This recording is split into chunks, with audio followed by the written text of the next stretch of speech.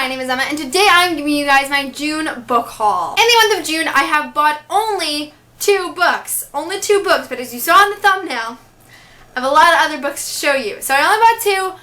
I was given 20, making this book haul 22 books. It's a lot of books, I know, but I only paid for 2, so I think it's okay. So we're going to get right into that book haul. The first book I received in the month of June is This Savage Song by Victoria Schwab. I was sent an ARC of this book by HarperCollins, so thank you so much, Harper, for sending it to me. This book comes out July 5th, and I am so excited to read it. So I feel like the synopsis of this book is a little fuzzy at first, but I think once I read it, I'm going to really understand what it's about. From what I can gather, it's about a human and a monster, and the human kind of wants to break out and not like stick to the status quo, and the monster wants to be human, and they live in this world that is overrun by monsters, and their fathers are at war. It sounds super complex, but really interesting. I've loved everything I've read from Victoria Schwab so far, and I know that This Savage Song isn't going to disappoint. If you watched my last month's book haul for May, you might have noticed that there's a really special offer going around for This Savage Song. Basically, if you pre-order the book through booksofwonder.com before July 7th at 4 p.m., so you can pre-order it for longer than the book is actually out for, Books of Wonder will send you a signed and personalized copy by Victoria Schwab. So I think this offer is really awesome for people who don't have the opportunity to go to a bunch of book signings and meet their favorite authors. If you're a fan of Victoria Schwab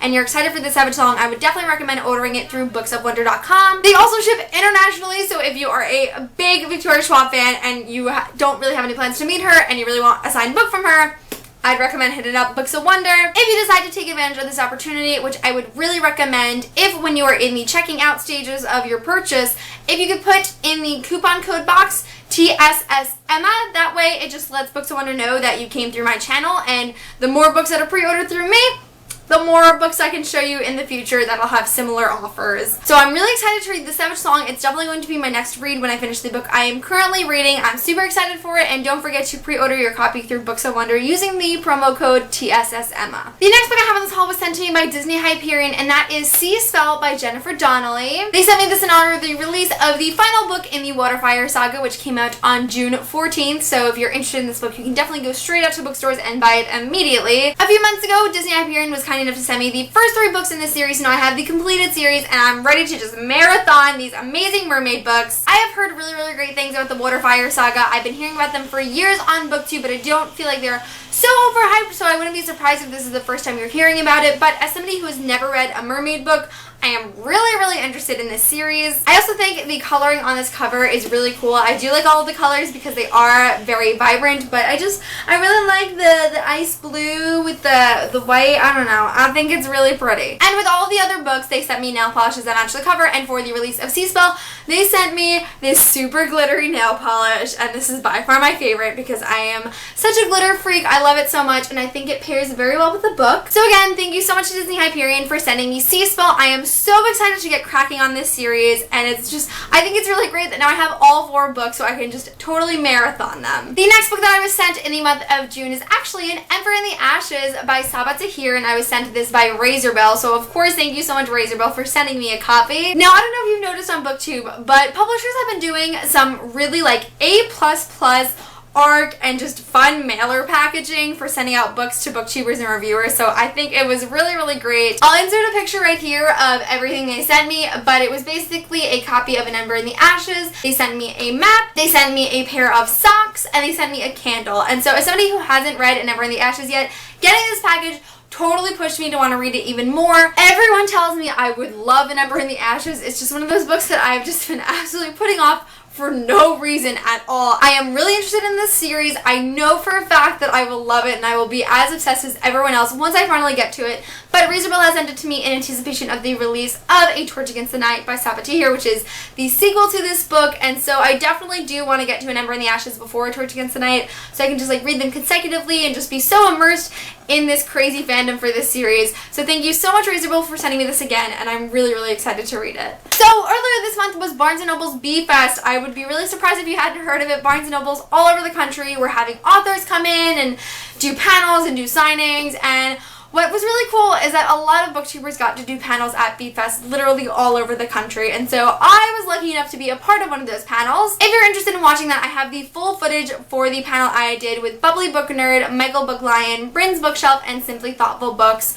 All of the hour of that footage is uploaded to the channel, and the link to that will be in the description if you want to see it. But at the Barnes & Noble of Princeton, New Jersey, which is where our panel took place, there were 2 authors that were going to be there after us, and they were very kind, and we had a lot of fun talking to them. So we wanted to stay for their kind of like Q&A and their signing, so I picked up their books. So the first book I picked up that day was Ivory Bone by Julie Ashbaum. This is a very new release, and this is a debut novel, so I am really, really excited to read it.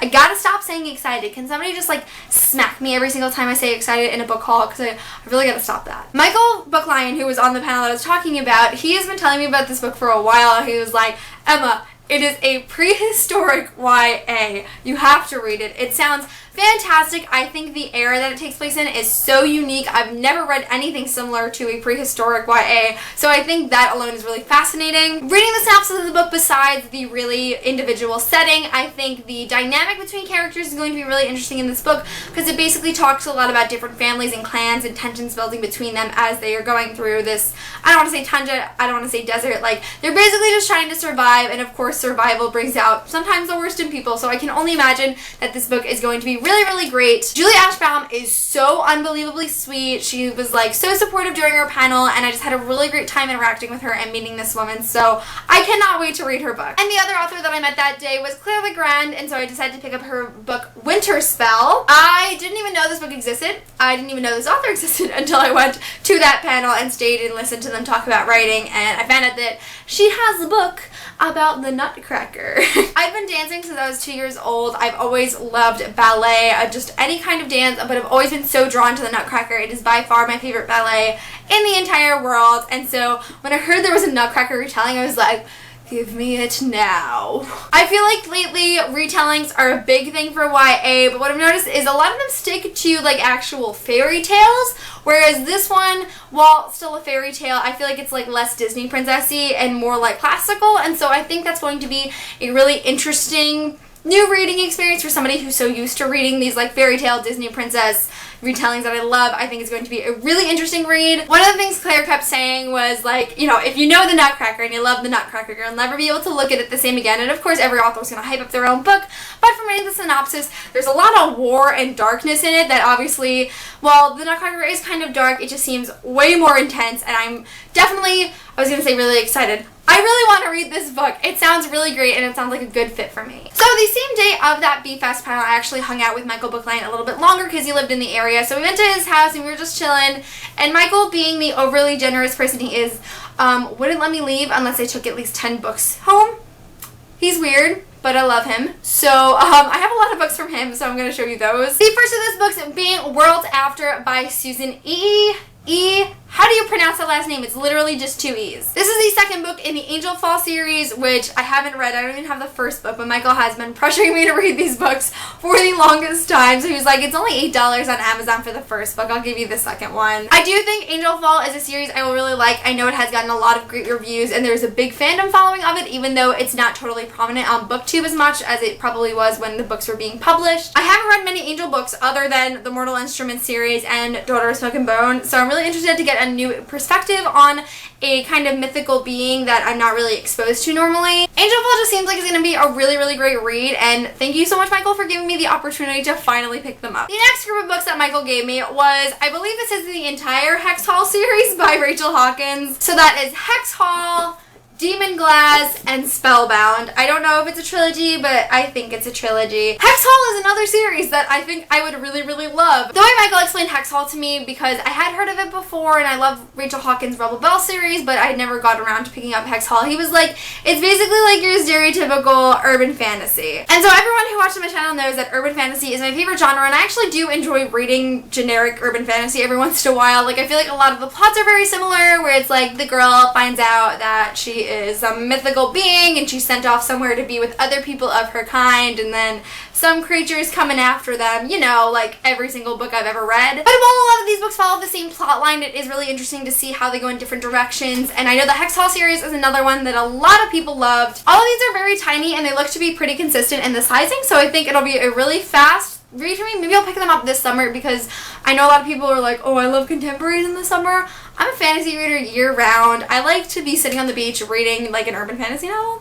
So I think Hexhaul would be a really great medium in between like contemporary fantasy. That's why urban fantasy is also known as contemporary fantasy. But again, thank you so much, Michael, for giving me the opportunity to pick up some books I probably wouldn't have gotten around to very soon anyways. The next book Michael gave me is Extremely Loud and Incredibly Close by Jonathan Safran Foer. I don't know how to pronounce that last bit of his name. This is a book I've been seeing around for ages, and I've never heard a bad word about it. I know that Jonathan Safran Foer is a really established writer, and he has a very big following, but I've never read one of his books before. So Extremely Loud and Incredibly Close actually follows a 9-year-old who goes on this mission to find the lock for a key that his father left him when he passed away in 9/11, and so the main character Oscar goes through and he meets a lot of survivors and hears a lot of stories, and it sounds like a very emotional and intense read. Again, I don't really know much about it other than it is very, very popular and is written by a very popular author. I didn't even know it was a movie until now. That's really exciting. I always love picking up books that I can read the book and then watch the movie, so I think that would also like just really increase my reading experience with this book. But it sounds very, very deep, and I've been trying to read a lot more deeper books. Like I could read something like Hex Hall, but I'm also really interested in reading something like Extremely Loud and Incredibly Close. So again, thanks, Michael, for giving me this book. I'm going to stop saying that because I'm very thankful for all of the books you gave me, and I think you understand that. The next two books Michael gave me is The Queen and the Tearling and The Invasion of the Tearling by Erica Johansson. What really confuses me about this is like a final paperback, and this is an arc. What? Do you see this? Because I see an issue here. What I've learned from the synopsis of the first book, obviously I haven't read the synopsis of the second book because I don't want to get spoiled, but it is about this young woman who ascends to the role of queen in her kingdom, and she basically has to go on this journey to save her kingdom. And I think the political like monarchy of it sounds really interesting. I feel like I haven't really read a lot of books about queens. Obviously there are a ton of books where the main character is like the queen and has a very high political standing. I just haven't read a lot of them, and I think the popularity and hype around the Queen and the Tearling would be really good to get me into that, because I'm trying to read more books that have like a stronger political arc, and I feel like one where we are seeing things from the perspective of the highest person on that hierarchy is going to be really interesting. So I think The Queen and the Tearling is going to be great. If you read it, obviously let me know. Like if you've read anything on here, I would love to know your thoughts. Sorry I'm like kind of rambling. It is like really, really hot in my room. My hair is like all over my neck and I'm sweating, and filming is really difficult in the heat of the summer. The next book I was given by Michael was Just One Day by Gail Foreman. I absolutely loved the If I Stay duology by Gail Foreman when I had read it a couple of years ago, and so I haven't really read anything new from her since. I know Just One Day is a very emotional story. I've heard really, really great things about it, and I think a lot of people do like it better than If I Stay, and I really loved If I Stay, so if I could upgrade from that, that would be really, really great. I'm sure you've heard the synopsis. It's about a girl who meets a boy, and they don't see each other for a very long time. Fate brings them back together. They go to Paris, they spend one day together, and then the man disappears. And so I think the synopsis of it is very interesting, and it's a lot different from a lot of contemporaries I've read. I feel like I read a lot of like fluffy contemporaries, and I feel like this one is going to delve to much darker places, which I'm really interested to find out about. The next book I was given is Grasshopper Jungle by Andrew Smith. I have been seeing this book everywhere, but I really don't understand a clear-cut synopsis of it. It kind of sounds like satire when like they're talking about like an army of bugs. I know a lot of people have read this book and a lot of people love it. I think it's very different from a lot of the books that I've read before, and this cover is so striking. It's got yellow on like the sides of the pages too. I think it's going to be a really, really interesting read. I've switched from saying I'm really excited to read this to this is going to be a very exciting read. I really need to open up my vocabulary more. And the final book that Michael gave me is one he's been trying to get me to read for a very long time, and that is The Masked Truth by Kelly Armstrong. Now the plot of this book is very, very long and intense. It's one of those books where you have to explain a lot to fully understand the synopsis of it. So if I'm correct, the story firstly follows a girl who witnesses the murder of a couple that she's babysitting for, and she's been blaming herself about it for a very long time. And it also follows a boy who receives a life-threatening diagnosis, I'm assuming some kind of illness. So the two of them go to this kind of camp to kind of deal with their issues and kind of like what I think to be one of those like stereotypical mental health retreats you see a lot on TV. But what happens is not only are these people going through so much as it is, 5 masked men enter this camp or this retreat or whatever it is and kind of take them hostage, and they're on a killing spree. And I just think it sounds so intense. It sounds like a very crazy psychological thriller, and I don't read a lot of books like this, but I want to because the genre is so attractive to me. I think The Masked Truth is going to be a very good introduction to that genre for me, and I'm very, very hopeful that I'm going to really, really enjoy it. So while Michael's books are done, I have another very lovely friend, Monica from She Might Be Monica, who also was giving away a lot of books when I went over her apartment, and she was like, just take them. I'm not doing anything with them.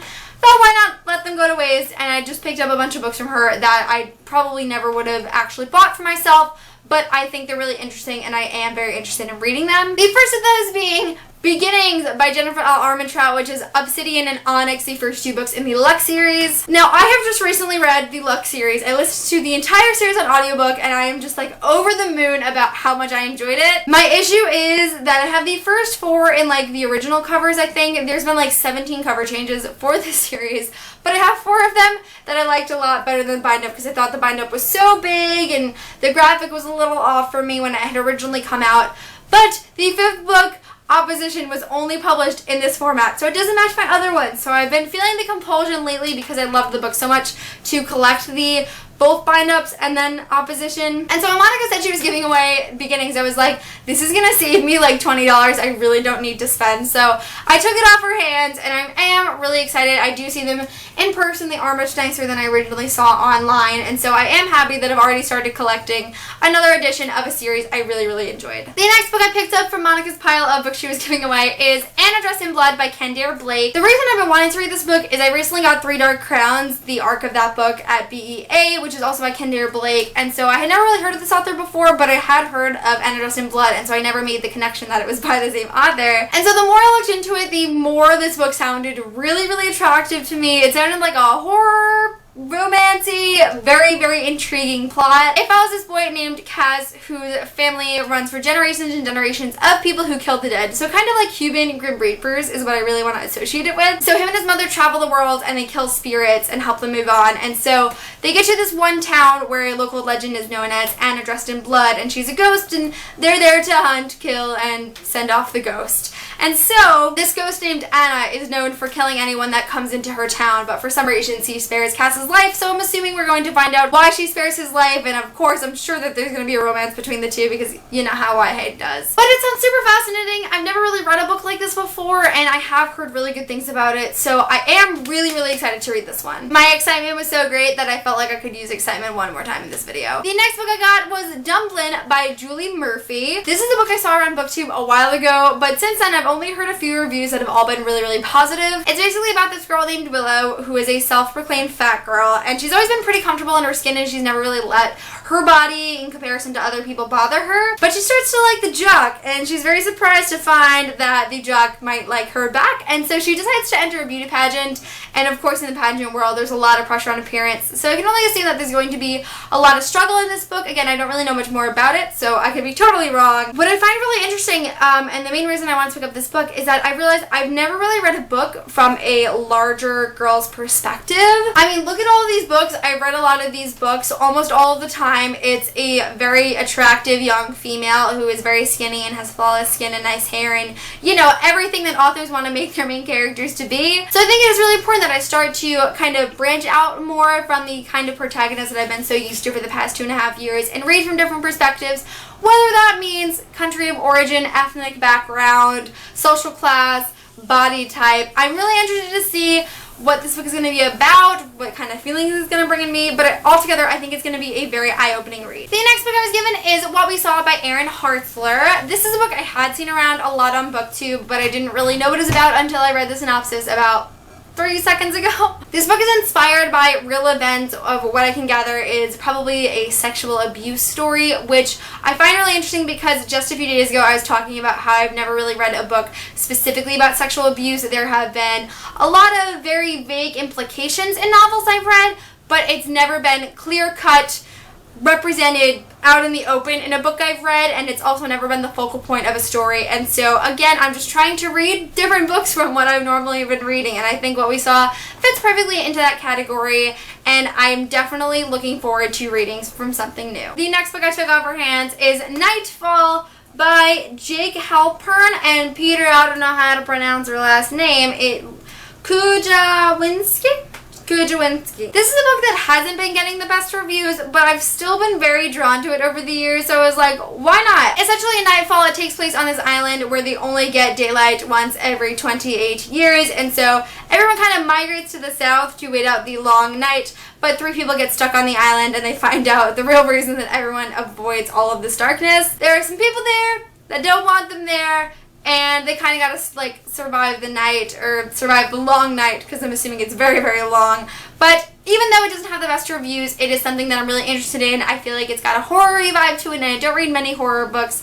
So I think it'll just be a very cool read. And if I don't like it, I don't like it, but I'm trying not to let other reviews influence me when I read. So we're going to give Nightfall a try. The next book I got was Unwind by Neil Shusterman. This is another book that I found when I first started BookTube. I read the synopsis and I saw the covers at Barnes & Noble when I had first started going to Barnes & Noble, like ever. And I've been really attracted to it since. I've just never gotten around to picking it up. I find this really interesting because I feel like it kind of deals with the concept of abortion, and I feel like a lot of books don't ever touch on that topic. What I can gather is from ages 13 to 18, people can be unwound. So basically, like, your organs get kind of like redonated. It's a strange concept, but it's basically like killing people that are ages 13 to 18, and it's okay because they get sent somewhere else. And so the story takes place from like 3 different perspectives of people in like this world. So there's one character who is just too much for the parents to control, there's one that's not talented enough to live, and there's one who is raised to be unwound, because I guess there's some kind of industry where